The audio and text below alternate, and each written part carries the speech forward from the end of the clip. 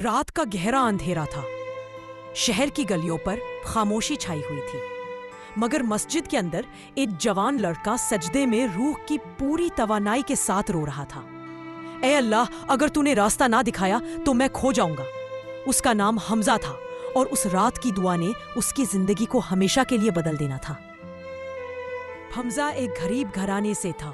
School سے واپس آ کر وہ چھوٹی سی دکان پر کام کرتا۔ اس کا باپ بیمار رہتا، ماں گھروں میں کام کرتی تھی۔ گھر میں ہمیشہ تنگی رہتی، مگر حمزہ کا ایک مسئلہ اور تھا، غصہ۔ غصے کی عادت نے اسے اسکول سے نکلنے کی نوبت تک پہنچا دیا۔ لوگ کہتے یہ لڑکا کبھی کچھ اچھا نہیں کرے گا، لیکن ایک شخص تھا جو اس پر یقین رکھتا تھا، مسجد کا امام مولانا سعید۔ امام صاحب اسے ہمیشہ کہتے، حمزہ بیٹا، تمہارے دل میں اللہ نے نور رکھا ہے، بس دھول ہے، صاف کر لو۔ حمزہ ہنستے ہوئے کہتا، مولانا صاحب یہ دھول بہت ضدی ہے۔ ایک دن اسکول سے نکلنے کے بعد حمزہ نے گھر واپس جانے کی بجائے ندی کے کنارے کے پاس بیٹھ کر غصے میں پتھر پھینکنے شروع کر دیے۔ اسی وقت ایک بزرگ اس کے پاس آئے۔ انہوں نے پوچھا، بیٹا تم کون ہو؟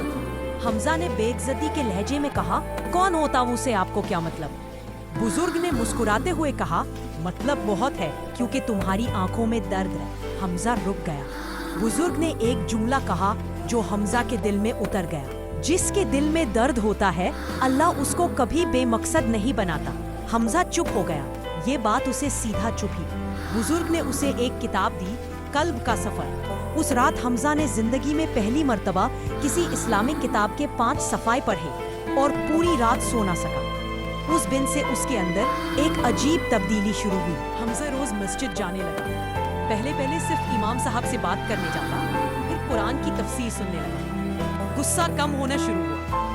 ایک رات امام صاحب نے پوچھا، بیٹا غصہ کیوں؟ حمزہ کی آنکھوں میں آنسو آ گئے، کیونکہ مجھے لگتا تھا اللہ مجھ سے ناراض ہے، اس لیے سب میرے خلاف ہیں۔ امام صاحب نے اس کا سر تھاما اور کہا، جس پل بندہ یہ سوچ لے کہ اللہ ناراض ہے، وہی پل اللہ کی طرف سے واپسی کا سگنل ہوتا ہے۔ اس رات حمزہ نے سجدے میں رو رو کر توبہ کی۔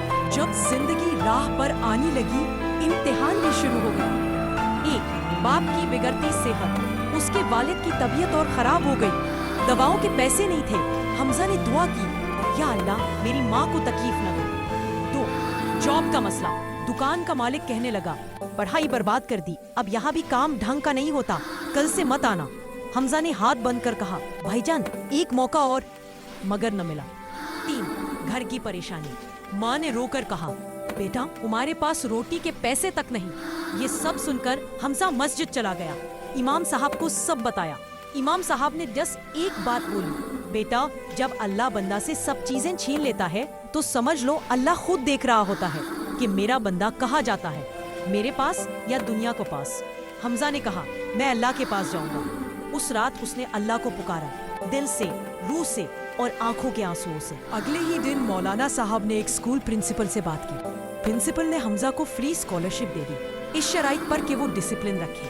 یہی نہیں، امام صاحب نے جماعت کے افراد کو بتایا اور کسی نے اس کے والد کے لیے دوا دی، کسی نے گھر کے راشن کا انتظام کر دیا۔ حمزہ رات کو اپنی ماں کے سامنے رو کر رہا، امی مجھے لگتا تھا اللہ ناراض ہے، لیکن اللہ تو سب سے زیادہ پیار کرنے والا نکلا۔ حمزہ نے پڑھائی میں اتنی محنت کی کہ وہ اسکول کا بیسٹ اسٹوڈنٹ بن گیا۔ اس کی عادت بدل گئی، غصہ ختم، انداز نرمی والا، دل میں نور۔ لوگ کہتے یہ وہی حمزہ ہے جو لڑتا پھرتا تھا؟ حمزہ ہمیشہ کہہ دیتا، نہیں، یہ وہ حمزہ ہے جو اللہ نے دوبارہ بنا دیا۔ پھر ایک دن اس بزرگ نے دوبارہ اسے ندی کے کنارے ملنے کو کہا۔ حمزہ بھاگتا ہوا گیا۔ بزرگ مسکرائے اور بولے، بیٹا یاد ہے میں نے کہا تھا درد والے دل کو اللہ بھی مقصد نہیں بناتا؟ اب سمجھ آ گیا اللہ تم سے کام لینا چاہتا ہے۔ حمزہ نے پوچھا، کون سا کام؟ بزرگ نے کہا، لوگوں کے دل صاف کرنے کا، جیسے اللہ نے تمہارا صاف کیا۔ کئی سال بعد حمزہ ایک اسلامک کاؤنسلر بن گیا۔ مسجدوں، مدارس اور سکولز میں جا کے ینگ بوائز کو غصے، ڈپریشن، پریشانی سے نکلنے میں مدد کرتا۔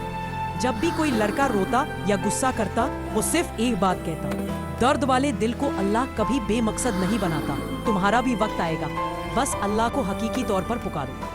آخری جملہ جو حمزہ ہر لیکچر میں بولتا، جس دن بندہ سجدے میں ٹوٹ جائے اس دن تقدیر جڑ جاتی ہے۔ اللہ کبھی بندے کا درد ضائع نہیں کرتا۔ غصہ، پریشانی، تنگی، یہ سب مسلمان کو اللہ کی اور قریب لانے کے ذریعے ہوتے ہیں۔ جس دل میں ٹوٹی ہوئی امیدیں ہوتی ہیں وہاں اللہ اپنا نور بھر دیتا ہے۔ حمزہ کی کہانی ہمیں یہ سکھاتی ہے، اگر تم اللہ کی طرف آؤ، اللہ تمہاری زندگی بدل کر رکھ دیتا ہے۔ سجدہ تقدیر کو پلٹ دیتا ہے۔ جو اللہ پر بھروسہ کرے وہ کبھی ضائع نہیں ہوتا۔